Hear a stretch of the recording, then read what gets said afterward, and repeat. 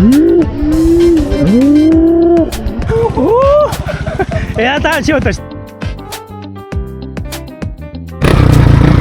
あれ決まったらすごいよ。